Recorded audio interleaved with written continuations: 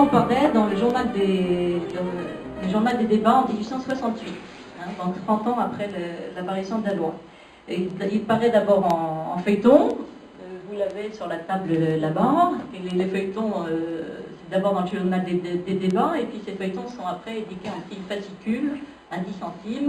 Il y a 15 fascicules et on a réédité donc, le beau-frère à partir de ces fascicules. Et puis après, il est édité chez Hetzel en volume. C'est un roman qui est au début de l'œuvre d'Hector Malot. Hector Malot écrit une soixantaine de romans, Sans famille, c'est le premier milieu. Le beau-frère, c'est le 5e, donc c'est le tout début de son œuvre. Et donc il raconte qu'il va voir donc, le directeur du journal des débats, M. Bertin, et il lui raconte la genèse d'un roman, ce sera le mariage sous le Second Empire. Et ça prend 10 minutes, et à la fin, Bertin lui dit, mais ça va pas du tout, vous voyez le contexte actuel, c'est impossible de publier ce roman-là, vous n'avez pas une autre idée. Et là, Malot n'avait rien préparé, et puis il lui dit, mais si j'ai un truc en tête, et il lui raconte l'histoire des beaux-frères. Et Bertin, le directeur, lui dit, ok, vous publiez ça, quand vous êtes prêt, vous me le dites, et donc ça apparaît dans le journal un peu plus tard. Le résumé d'Hector Malot, c'est un homme sain d'esprit, mais que des parents ont intérêt à faire passer pour fou, est reconnu pour fou par des médecins, est enfermé dans un asile d'aliénés, et il y devient fou. Le fait de rentrer dans l'asile devient fou. Alors c'est un roman engagé, vous avez pu le dire, c'est une attaque très forte contre cette loi. Alors pour résumer, Hector Malot, sur ces 60 romans, à chaque fois, le lien entre ces 60 romans, c'est qu'à chaque fois il y a une portée sociale. À chaque fois il essaye de dénoncer ce qui ne va pas dans la société du 19e. Le beau-frère, donc dans le premier, dans celui de Sans famille que tout le monde connaît, il parle du travail des enfants battus. Dans un autre roman, il demande la rétablissement du divorce. À chaque fois, il essaye de dénoncer ce qui ne va pas dans la société. Alors, pourquoi il a choisi ce thème ? Parce qu'il va y revenir à 3 reprises. Il publie Le beau-frère, mais aussi Le mari de Charlotte et Mère, par la suite. Alors pourquoi ? Parce que c'est un sujet de société, vous nous avez parlé, on passe de 5000 à 100 000 internés, c'est une véritable explosion. Gambetta dit que la maladie mentale a été la maladie du 19e dans un discours de 70. Il y a énormément de construction d'asile, puisque la loi dit qu'il y aura un asile par département. D'ailleurs, question, ça peut être un public ou privé ou, oui. Donc, un asile par département, donc c'est construction, il y en a partout. Si vous voulez intervenir. Là, je voulais te dire, en ce qui concerne l'affaire de l'UA, c'est un établissement privé. Oui. C'est tenu par un abbé, bâtonnier, et si on avait tout à l'heure 2 minutes pour organiser un petit débat, j'aurais voulu vous demander si ça avait une influence, le fait que ce soit tenu par un abbé, par un religieux. Le fait que ce soit privé, les traitements étaient différents. Privé public, religieux ou laïque ? Oui. C'était privé et laïque, ils disent au départ. Privé laïque, d'accord. Ça arrive aussi. Les constructions d'asile, autour de Paris, il y a donc Clermont que Malot a visité, il y a Charenton qui est juste à côté de chez lui, il y a Sainte-Anne, etc. Et quelque chose de cher à Malot, il y avait véritablement au 19e un bouleversement de la société avec toute l'industrialisation qui casse un peu tous les refuges, toutes les valeurs morales, tout le rôle social des familles qui est bouleversé, et du coup toutes les populations ouvrières qui travaillent sont des conditions de vie très difficiles, il n'y a plus le repère de la famille, enfin bon, ça explique aussi le développement de ces internements. Hector Malot était donc normand, dans la région de Rouen, il y a une création de l'asile de 4 mares, et il y a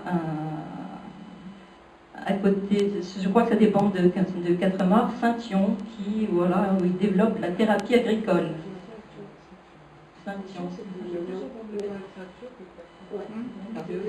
En tout cas, il développait la théorie du jardinage, il s'est travaillé les aliénés comme dans les champs, et ça plaisait bien. Hector Malot qui aimait beaucoup, il prenait les vertus du jardinage.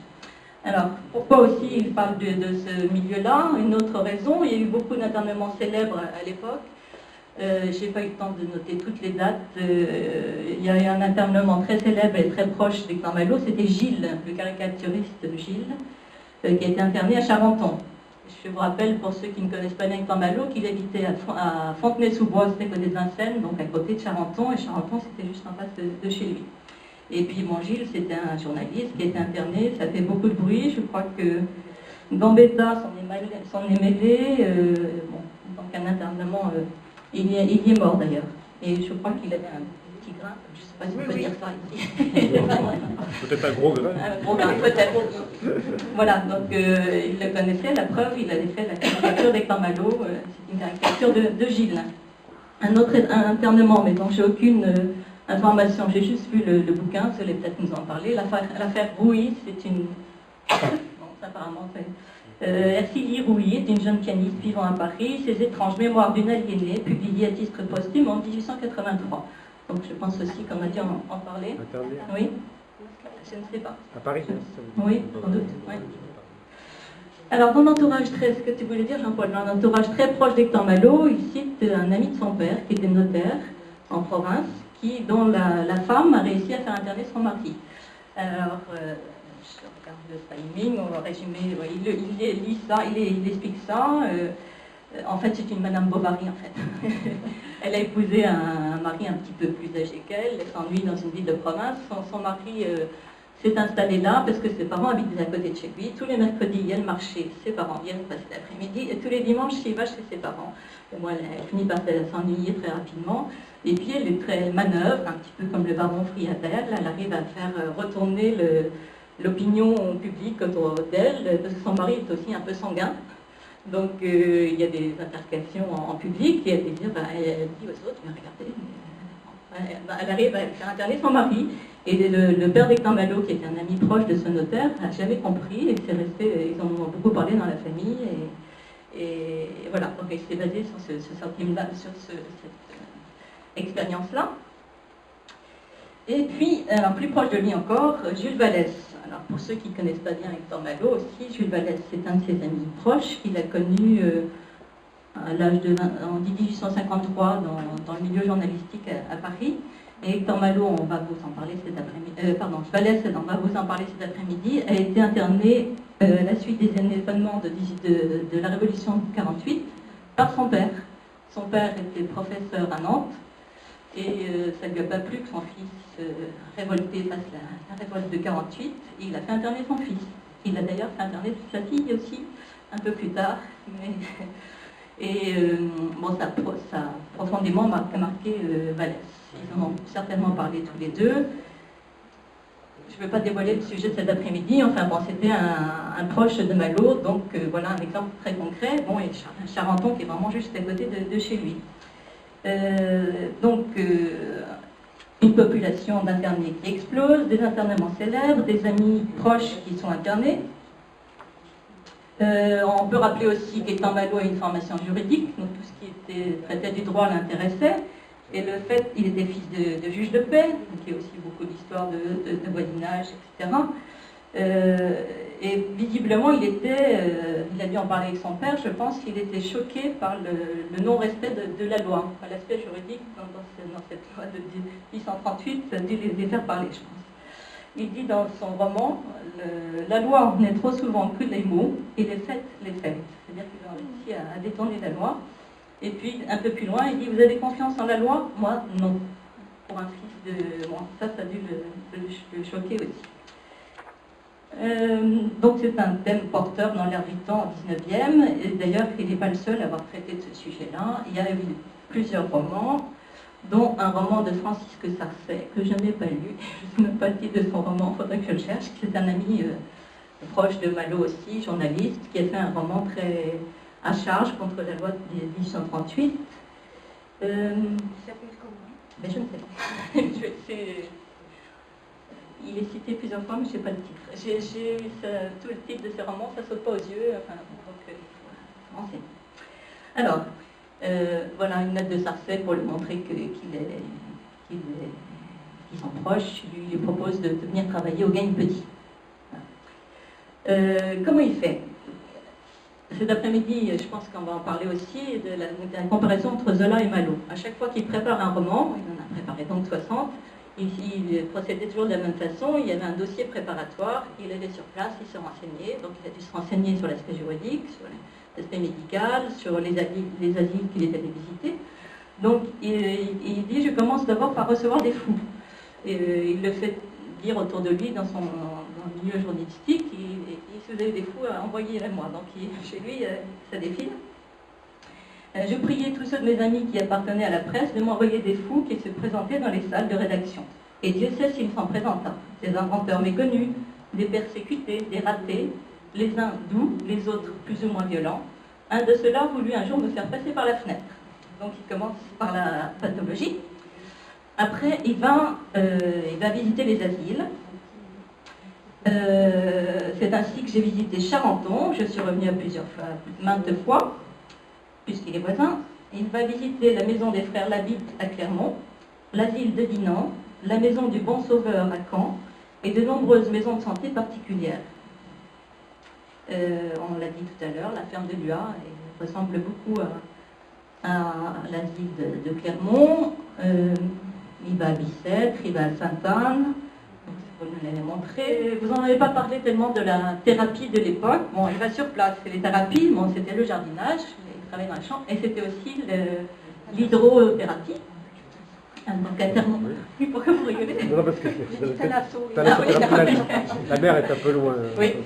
Alors, l'hydrothérapie, ça, c'est... Oui, c'est pas des textes de Malo, hein, c'est dans les documents de Sainte-Anne. Et j'ai des douches, sont commandées par les baignoires. Les baignoires soit très chaudes, soit très froides, des baignoires fermées, avec une éponge froide sur la tête, je crois. Vous me direz après si j'ai dit des bêtises. Donc voilà, l'hydrothérapie et la fameuse baignoire. Ça, c'est pour les thérapies. Alors oui, et puis surtout, dernière, voilà, dans le roman, enfin non, ça c'est un pavillon de Clermont. C'est un petit chalet où était voilà. Ça c'est un texte, un extrait de texte de Malo, où il dit, dans le quartier des Agités, Sémery fut donc transféré dans un petit pavillon isolé, au milieu de l'un des jardins, et entouré de hautes murailles et de solides grilles. Et là, il a effectivement son personnel. Clairement. Alors, dernière source d'information pour bâtir son dossier, c'est le professeur Calmeil. C'est un médecin qui a passé toute sa carrière à Charenton, qui habitait à Fontenay-sous-Bois, et avec lequel il a beaucoup parlé. Il est allé aussi plusieurs fois à Charenton avec lui. C'est lui qui lui a expliqué comment le fonctionnement, je crois que c'est une des sources du roman. Alors, le caractère de cet homme, il est féru de botanique comme étant Malo. Il aime bien marcher dans le bois de Vincennes comme lui. C'est un honnête homme. Ça l'a conservé. Ça l'a conservé, oui. Oui, il a vécu très longtemps, effectivement. Oui. Il a une vie de bénédictin. Ça l'a conservé aussi, probablement, je ne sais pas. Il était dévoué à ses malades. Il a refusé de prendre part dans l'administration de la maison privée de Charenton pour les malades privilégiés, justement. Il était un petit peu opposé à ce système. Il a refusé donc prendre part aux bénéfices. Il disait, je veux le travail dans l'indépendance. Et si vous connaissez Hector Malo, c'est un peu le même genre de caractère. Hein. Il avait un petit pavillon à Fontenay-sous-Bois qu'il appelait sa cabane. Il n'est pas intéressé par l'argent. Il est d'une grande bonté et d'une intelligence supérieure. Donc voilà, beaucoup de points qui plaisent bien à Hector Malo. Et dernier élément pour bâtir son dossier, voilà la maison d'Hector Malo, au milieu, là, à Fontenay-sous-Bois, avenue de la Dame Blanche. C'est la seconde. En face, il y a le bois de Vincennes, et il y passait beaucoup de temps. Voilà Sémery dans le roman, et il dit aussi, donc pour l'aspect juridique, il a l'arrêté, il a l'ordre d'office d'un préfet, de quelqu'un qu'il connaît, qu'il a mis dans son roman quasiment textuellement. Il a reproduit quasiment l'arrêté qu'on lui avait passé dessus. Bon, il greffe l'intrigue dont on vous a parlé tout à l'heure. Alors, l'accueil du public sur le roman. C'est un grand succès. Je n'ai pas les éléments, je n'ai pas le tirage du roman, mais je pense que ça a très bien marché. Tellement bien marché d'ailleurs que ça a été tiré. Il y a eu une pièce de théâtre qui a été faite par Adolphe Belot. Le théâtre, les drames, ça n'a pas duré très longtemps. Hector Malot le dit lui-même, il dit il y a plusieurs personnes qui m'avaient demandé de le passer au théâtre, Eugène Nuss, puis Sardou, et puis Bello, donc c'est lui qui a fait le contrat avec lui. Ce fut ce dernier qui la fit, la pièce, plus sombre que le roman. Elle fut jouée au gymnase le 30 août 1873, ce fut un grand succès de première, une acclamation. Mais elle ne fit pas le sou. La folie fait peur au théâtre. C'était les commentaires d'Hector Malot. J'ai aussi trouvé je ne sais pas si je l'ai mis là, voilà, une lettre de Belot où il prépare en amont, donc je vous ai dit c'est passé en 73, là il est écrit en 72, en été, il se voit à Trouville où Belot avait une maison, il lui dit je viendrai vous chercher à la gare, etc. Donc ils travaillent tous les deux, c'est roman. Ça j'ai trouvé que pour ça collait bien au roman, c'était fait par un collège. Voilà. Alors, l'accueil du roman, un succès, indéniablement, mais surtout une très grande polémique très rapidement après l'apparition du roman. Ça déclenche véritablement un tollé et une grêle de protestation. Alors, qu'est-ce qu'il dit, lui, Hector Malot ? Mon roman fut en but à de violentes attaques.